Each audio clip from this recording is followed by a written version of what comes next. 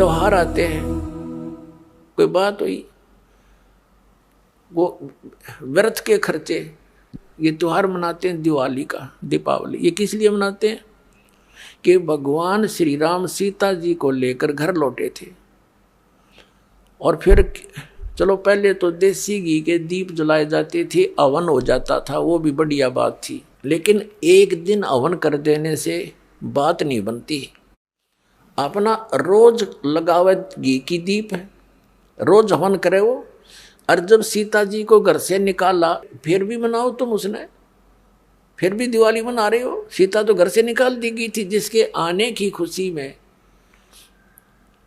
और वो दीप जलाए गए थे, और फिर वह निकाल दी करते। वो तो दुखी हुई, वहाँ जंगल में टाइम पास करा बेचारी ने सह परिवार। और श्री राम घर पे, परिवार उसका जंगल में, चाहे राजा के कुछ भी बना रहो, एक छोटे से नगर का राजा, अयोध्या का राजा था, चाहे राष्ट्रपति बने जाए पूरी पृथ्वी का, जिसका परिवार कहीं रहा कहीं वो जीव सुखी हो सकता है, और फिर भी दिवाली मनावें और दीप जलावें। तो इस तरह की जो क्रियाएं हैं ये परंपरा है, सूझबूझ का कार्य नहीं है। फिर बम छोड़ते हैं त्योहार के दिन, तरह कितना प्रदूषण फैलाते हैं, आग लग जाती है। तो यह परंपरा बनाई तो बच्चे आकर्षित हुए, इसको समाप्त करेंगे धीरे धीरे।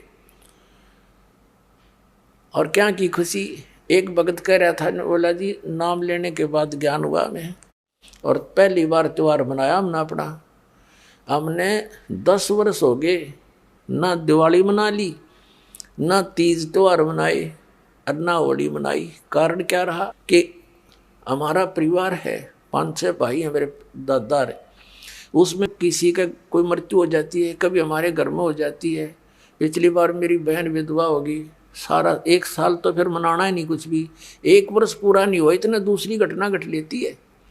और 10 वर्ष हो गया हमने कोई त्योहार मना के नहीं देखा। फिर कहाँ गई वो दीपावली। और परमात्मा कहते हैं इसे गंदे लोक में, जैसे नानक साहब जी से कहा था कि आप यहाँ खुशी नजर नहीं आते, मायूस बने रहते हो। तब नानक साहब जी ने कहा था, ना जाने काल की कर डारे, किसी भी ढल जा पासावे, अर्जी नाते सरते मौत खुड़क दी, उन्होंने के डांसावे। एक समय एक लड़के का ब्याह था, पहले दिन डीजे बजा रहे, घर में भी नाचे कूदे, बहन भी उसकी घुड़चड़ी पे उसका जो निकाली हुआ फेरी, वो भी चित्र समाचार पत्र में। अगले दिन विवाह के लिए जा रही थी बारात, वो दुल्हे वाली कार टकरा गई एक टैंकर से, ट्रक से या टैंकर से।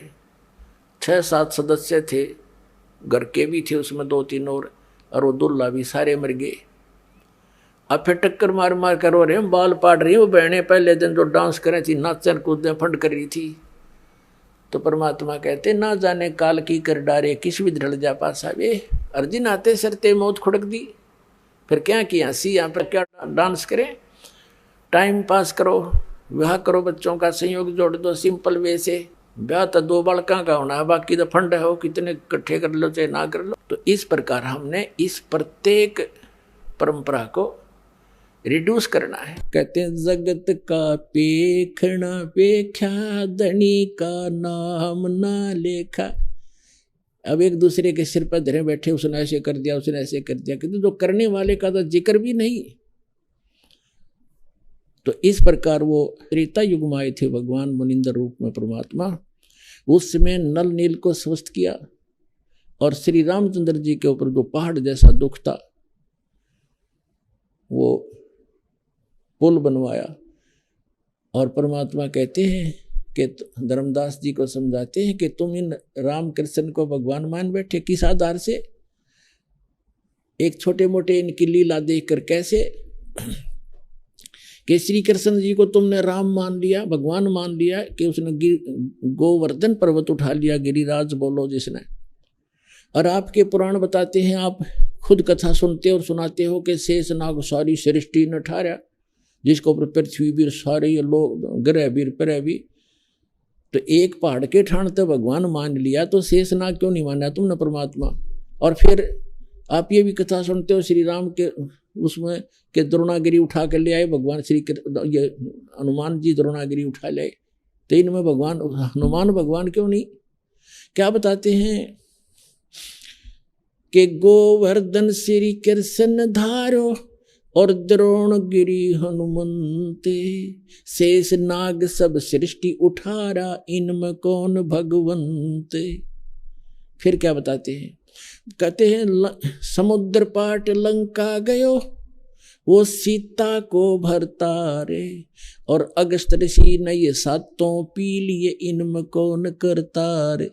एक अगस्त ऋषि वे हैं जिनमें ऐसी सिद्धि थी कि उन्होंने एक घूंट में सातों समुद्रों को पी लिया था, खत्म खाली कर दिया था इसको, फिर प्रार्थना करी तो वापस उसको छोड़ा था। तो परमात्मा कहते हैं तुम मानते हो कि श्री रामचंद्र जी ने समुद्र पर पुल बना लिया इसलिए भगवान मान लिया। कहते अगस्त ऋषि ने सातों पी लिए थे, वो क्यों ना भगवान माना।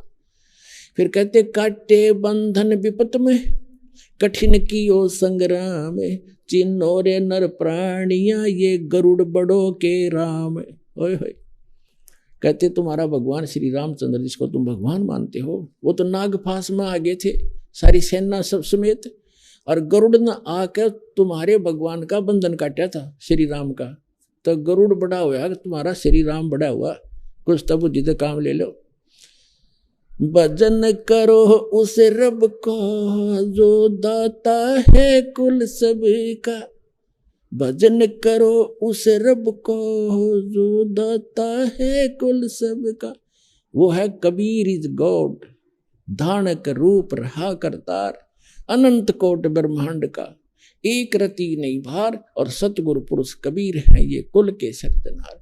हम सुल्तानी नानक तारे दादू को उपदेश दिया, जात जुलाहा भेद नहीं पाया वो काशी माए कबीर हो। बोलो सतगुरुदेव।